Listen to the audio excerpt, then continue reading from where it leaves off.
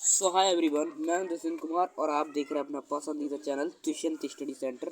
साथियों, आशा और उम्मीद करता हूं कि आप सभी लोग बहुत अच्छे होंगे, मस्त होंगे और अच्छी तरह से अपने बोर्ड एग्जाम सन 2026 की तैयारी कर रहे होंगे। साथियों, आज का सेशन बहुत ज़्यादा अच्छा होने वाला है क्योंकि आज हम करने वाले जो क्लास 10th का जो हमारा हिंदी का जो जितना भी हमारा मतलब जो हिंदी का हमारा जो प्री बोर्ड है क्लास 10th का, वो हम पूरा प्री बोर्ड करने वाले हैं। ठीक है, तो सबसे पहले मैं आपको बता देता हूँ कि हिंदी के प्री बोर्ड में आपको क्या क्या, ये आपका जो है ये आपका जो है वो ऑफिशियल पेपर है। देखो ऑफिशियल पेपर कैसे है कि मैं आपको बता दूं, जहाँ पर भी जितने भी सेट हो रहे हैं सभी में 2025 का ही हिंदी का पेपर यही वाला देखने को मिल रहा है। ठीक है, ठीक है। इसका जो नाम है वो आपको मैं इसका नाम भी बता देता हूँ। इसका नाम क्या है? इसका नाम जो है हमारा वो है 801 बी 801 बी ए। ठीक है, तो इसको आप बहुत अच्छे से तैयार कर लीजिएगा। ठीक है, ठीक है। तो आप इसको आप जो है बहुत अच्छे से तैयार कर लीजिएगा क्योंकि यही आपको देखने को मिलने वाला है। तो अगर आप चैनल पर नए हैं तो चैनल सब्सक्राइब कर दें क्योंकि आपको मैं जितने भी प्री बोर्ड हैं सभी पहले से पहले दिला दूंगा, जिससे कि आप लोगों को फ़ायदा हो जाएगा बहुत अच्छा, और आप लोग बड़े से फोड़ के आइएगा एक बोर्ड एग्ज़ाम में, जिससे कि आपको भी कोई परेशानी ना हो और हम भी आपको अच्छे से करा पाएँ। ठीक है, तो आप लोग अगर नए हैं चैनल पे तो सब्सक्राइब कर दें और वीडियो अच्छी लगे तो लाइक कर दें। ठीक है, बाकी आपका मर्जी है, जो आप करें वो कर दीजिएगा। ठीक है, तो आप लोगों ने ये देख लिया होगा, इसका मैंने कोड बता दिया आपको, क्या 801 बी ए। ठीक है, नेक्स्ट आप लोग है इसके जो निर्देश है वो पढ़ लीजिएगा, ये तो सभी लोग जानते हैं।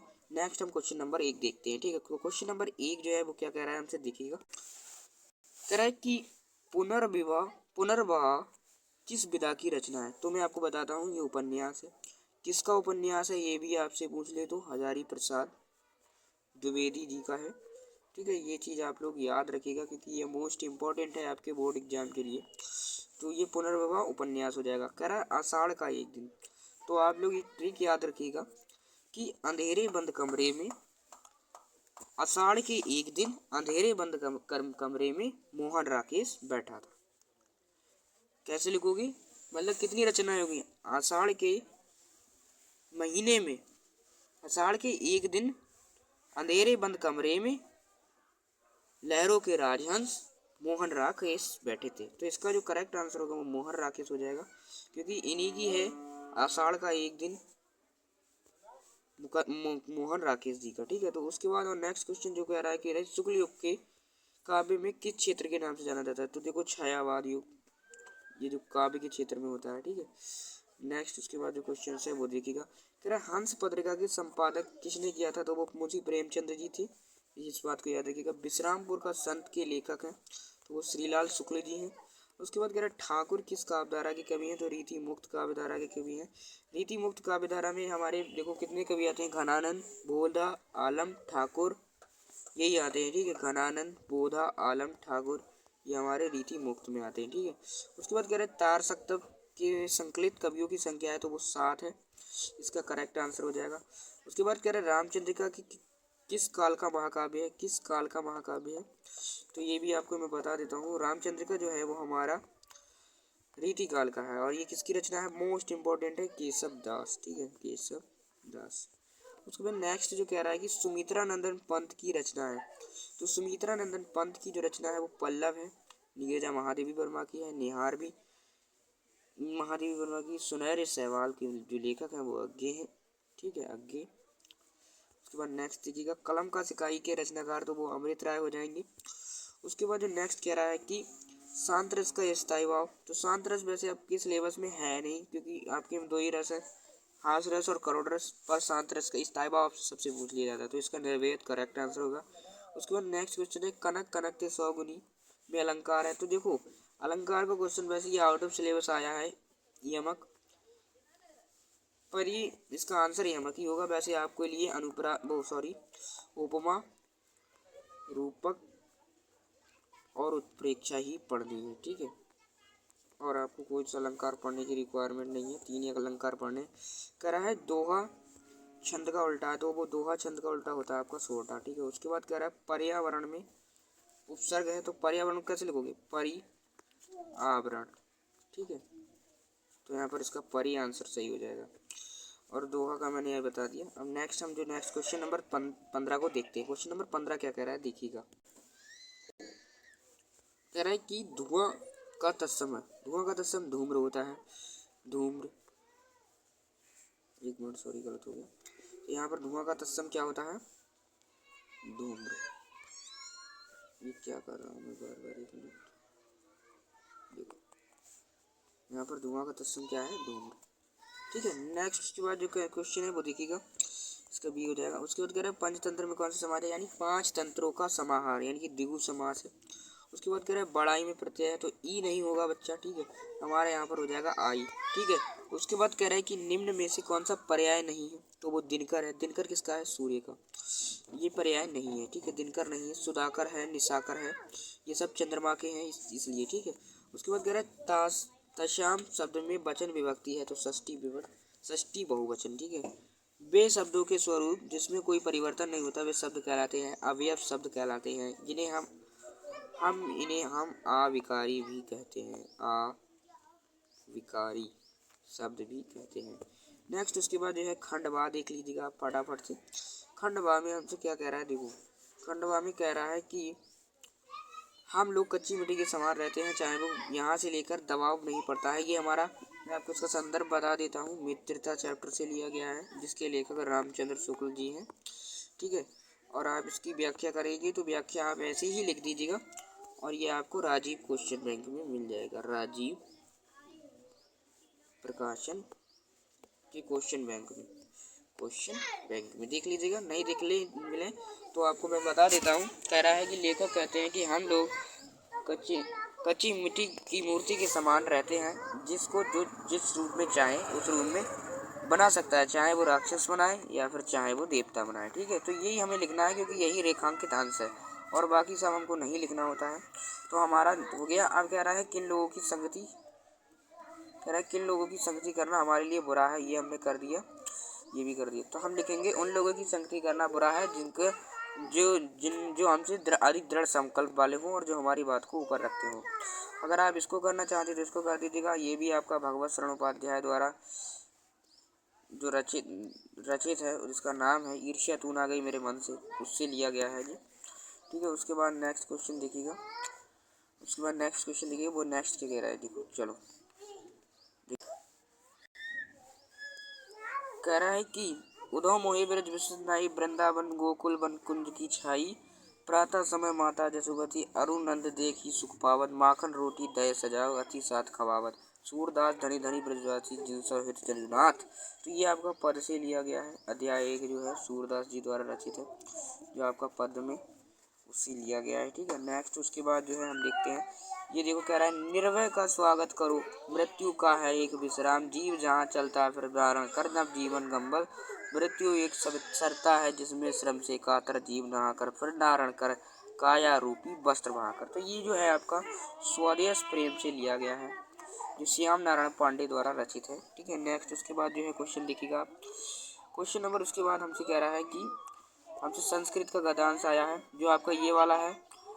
अस्माकं संस्कृति सदा गतिशीलता वर्तते, मानव जीवनम संस्कृत यथा समय नवाम नवाम विचारधारा स्वीकृति। यहाँ से लेकर जो दृढ़ता तिरती तक है, यह आपका भारतीय संस्कृति से लिया गया है, भारतीय संस्कृति। ठीक है, उसके बाद जो है उस देखिएगा, कह रहा है यम नगरी विविध धर्माणाम महात्मा बुद्ध तीर्थकर पार्श्वनाथ शंकराचार्य कबीर गोस्वामी।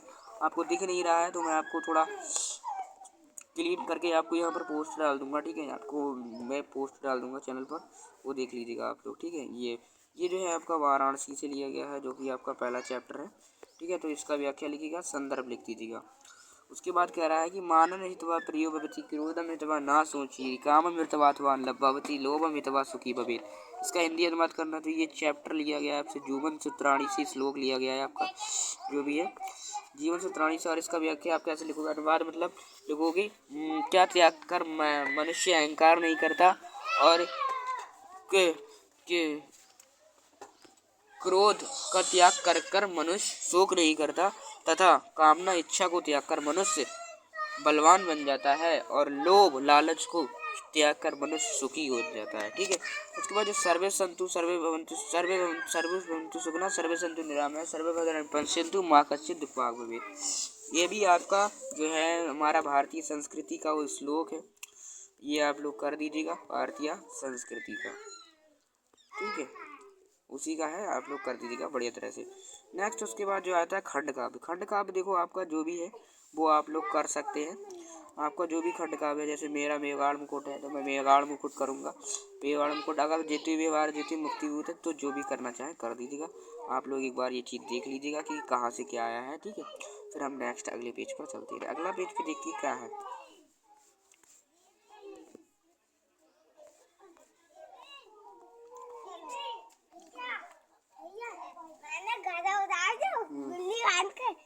तुम चाय पकाओ उड़ा के दिखाइए, उठा जा। अरे तोर मल लिए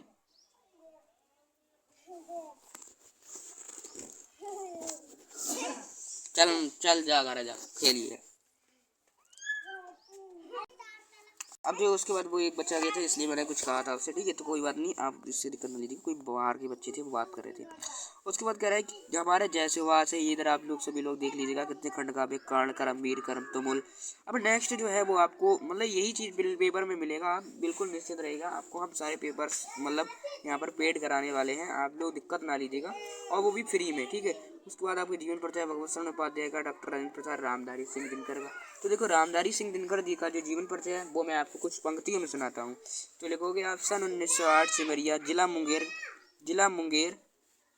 सन 1908 सिमरिया जिला मुंगेर बिहार ज्ञात हुआ शिक्षा का सागर, ज्ञात हुआ पटना विश्वविद्यालय से शिक्षा का सागर, रचे रेणुका अरुरसमंती कुरुक्षेत्र ओंकार। ठीक है, तो इस तरह से आप लोग इसकी रचनाएं भी लिख दीजिएगा और इनका जीवन लिख दीजिएगा, और इनकी मृत्यु जो हुई थी 1974 में हुई थी। ठीक है, उसके बाद लिखोगे आप इधर काव्य में, तो ये तुलसीदास का भी लिख दीजिए, रामनरेश त्रिपाठी का भी। कुसुम तुलसीदास का 1532 में जन्म हुआ था, 1623 में मृत्यु हो गई थी 23 में। ठीक है, उसके बाद आप कोई भी कंटेस्ट श्लोक लिख दीजिएगा। तो आप लोग ये तो दोनों लिख नहीं सकते, तो आप ये लिखेंगे बंधनम मरणम वापी रे वापी पराजय उभयत्र समवीरा वीरवाव ही वीरता। ठीक है, उसके बाद नेक्स्ट क्वेश्चन देखते हैं हम क्या कह रहा है। तो नेक्स्ट जो है हमसे कह रहा है कि ये हमारे लास्ट क्वेश्चन है। कह रहा है कि अपने मोहल्ले निवास स्थान में मोहल्ले की समुचित सफाई के लिए उपयुक्त पदाधिकारी को पत्र लिखिए। पत्र लिख दीजिएगा, चाहे आप लोग अथवा में ये शुल्क प्रदान के लिए यानी फीस माफी के लिए एक प्रधानाचार्य के लिए जो है आवेदन पत्र वो लिख दीजिएगा। उसके बाद कह रहा है किन्हीं दो प्रश्नों के संस्कृत में उत्तर दीजिए। तो आपको यहाँ पर भारतीय संस्कृति ये आपको नहीं अभी लिख दीजिएगा। मरणम मरणम मंगलम वाराणस्यस्य भवती। ठीक है, उसके बाद कह रहा है असंतोष कहाँ बढ़ते हैं, असंतोष किससे बढ़ता है, तो तृष्णा लोभम। ठीक है, नेक्स्ट इसके बाद जो कुछ नहीं लिखना है। उसके बाद कह रहा है कि किसी भी एक विषय पर निबंध लिख दीजिएगा। तो आप चाहे जल संरक्षण पर लिख दीजिएगा, मेरी पुस्तक पर लिख दीजिएगा, श्री रामचरितमानस पर जो आपकी प्रिय पुस्तक हो उस पर लिख दीजिएगा। ठीक है, वैसे मानस श्री रामचरितमानस भी प्रसिद्ध मानी जाती है। और चाहे तो आप ये लिख दीजिएगा पर्यावरण प्रदूषण और समस्या और समाधान पर, चाहे स्वच्छ भारत अभियान। तो आशा और उम्मीद करता हूँ कि आप सभी लोगों को ये जो आपका मॉडल पेपर है वो बहुत अच्छे से समझ में आया होगा, और आप सभी लोगों ने समझने का प्रयास भी किया होगा। ठीक है, समझने का प्रयास भी किया होगा।